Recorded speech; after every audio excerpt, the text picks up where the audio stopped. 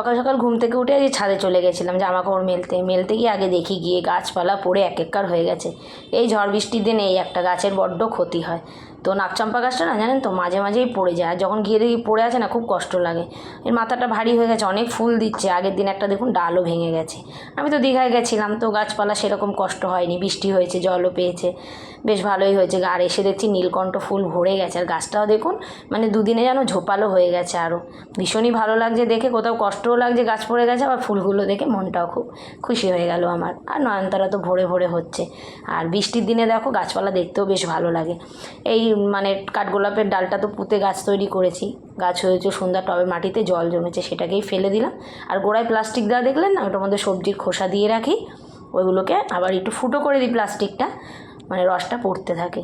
এগুলো আগের দিনের জামা কাপড়, সেগুলোকে মেলে দিলাম, আজকে হাওয়াও দিচ্ছে বেশ সুন্দর।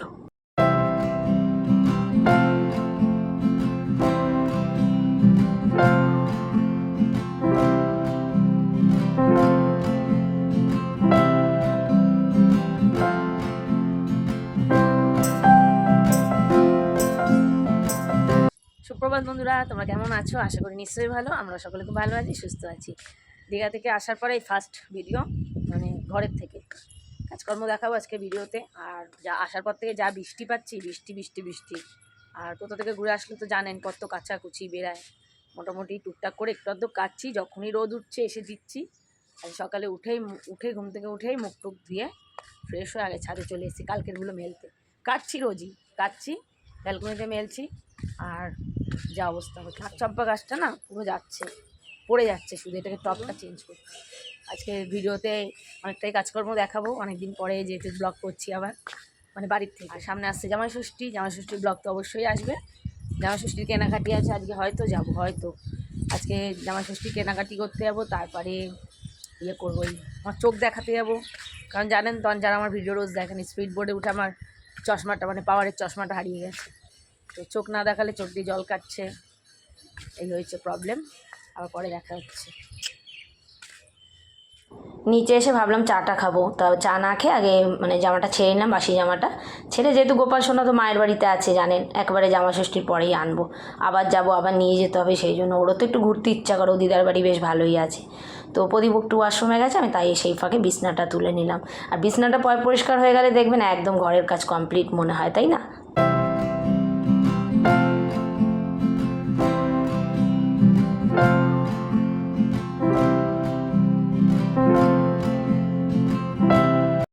বিছনা তুলে ফার্নিচারগুলো একটুখানি এই ঝাড়নিটা দিয়ে ঝেড়ে দিলাম। আজকে ডিপ ক্লিনিং করিনি, কারণ অনেক কাচাকুচি আছে, ওগুলো তো আগের দিনের মেললাম, আবার অনেক কাঁচা বেরিয়েছে জানেন তো। মানে যাওয়ার আগে বিছনার চাদর টাদর তুলেছিলাম, সেগুলো জমা রয়েছে। আজকে ভাবছি একটু রোদও উঠেছে, একবারে কাজগুলো কমপ্লিটও করে নেব।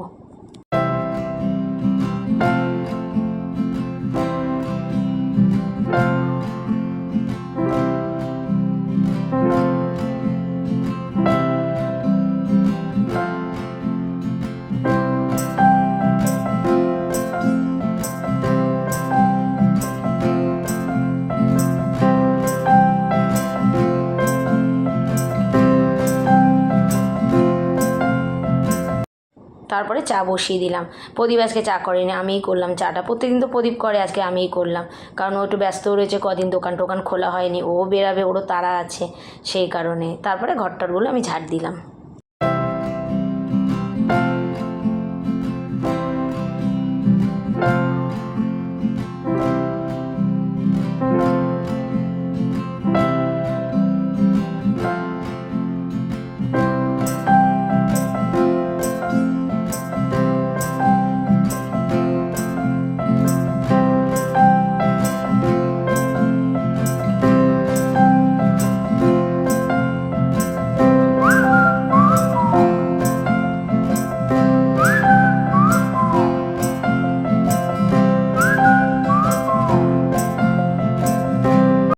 কোথাও ঘুরতে যাওয়ার আগেও যেরকম কাজ থাকে, এসেও কিন্তু কাজ কিন্তু একদম কম থাকে না, আরও বেশি থাকে বরঞ্চ। জামা কাপড় কাচা, এটা সালটানো, ওটা সালটানো, তো সবটাই টাইমের মধ্যে সারতে হয়, তার মধ্যে বাইরেটাকেও ম্যানেজ করতে হয়, বাইরের কিছু কাজকর্ম থাকে, সবটাই কিন্তু একার হাতেই আমি সামলাই। ওই যে বললাম কিছু কাঁচা আছে, ওইগুলোকে আজকে মেশিনেই দিয়ে দিলাম। আমি তো মেশিন খুব একটা খুলি না, তো আজকে যেহেতু ভারী ভারী চাদর টাদর আছে, তারপরে প্রদীপের মোটা মোটা প্যান্টগুলো, পকেটগুলো একটু চেক করে নিচ্ছিলাম। টাকা পয়সা তো পাই না, পাই শুধু রুমাল, কাগজপত্র, এই আর কি।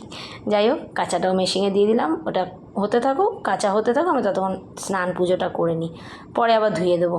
আর গোপাল সোনা নেই, দেখো সিংহাসনটাও কিন্তু খালি খালি লাগছে না, তো ওই জন্য লক্ষ্মী ঠাকুরের পাশে নারায়ণকে রেখেছি।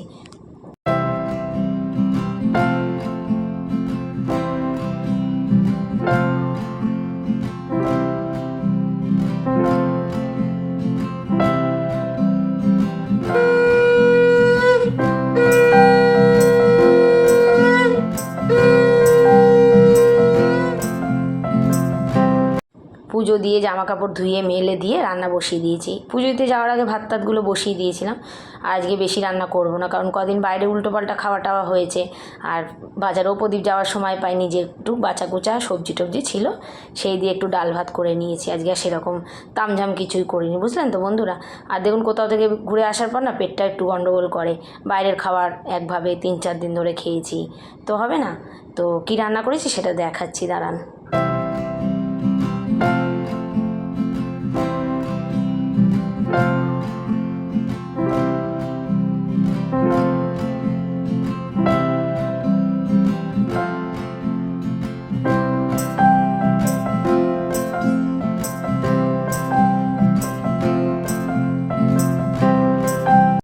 ওই যে সকালেই বললাম যে জামাই ষষ্ঠীর কেনাকাটি করতে হবে, আর মা তো সবসময় আমাকে নিয়ে যায়। ছোটো বোনও যাচ্ছে আজকে আমাদের সাথে, ও কেনাকাটি করবে মা বাবার জন্য।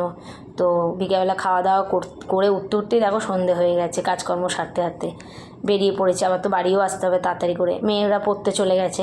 তো মায়ের হাতটা ধরে নিয়েছি শক্ত করে। ছোটোবেলা তো মা আমাদের হাত ধরে পার করতো, এখন আমাদের তো এটা নিয়ম না। তো তারপরে বেরিয়ে পড়লাম। এখান থেকে আমরা আগে জুডিও যাব না, স্টাইল বাজার যাব, জুডিওর পাশেই খুলেছে। তো আমাদের বাড়ির থেকে খুব একটা দূরত্ব না, হেঁটে যাওয়া যায়, আমরা হেঁটে চলে যাই, যেহেতু মা পায়ের জন্য পারে না। অটো ধরে নিয়েছি, অটোতে 2-3 মিনিট লাগে, জানেন তো।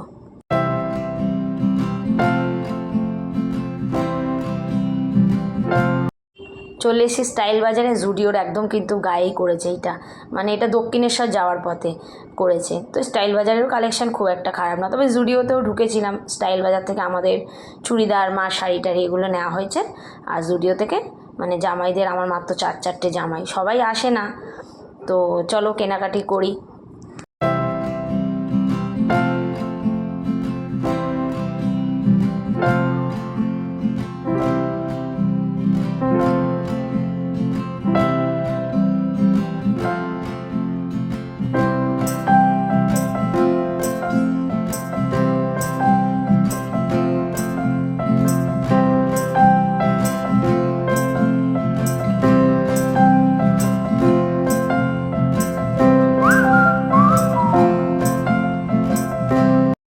কেনাকাটি করে তারপরে টোটো ধরে নিলাম, আবার নিয়ে এবার যাবো চোখ দেখাতে যাব, চাটাও খাবো, কিছুই করা হয়নি। আমি তো আগে কেনাকাটিগুলো করে নিয়েছি, আর চা খাইনি তো মাথাও বড্ড ধরেছে, চাটা খাবার। বাবা দেখো ক্যামেরা অন করতেই হাই করছে।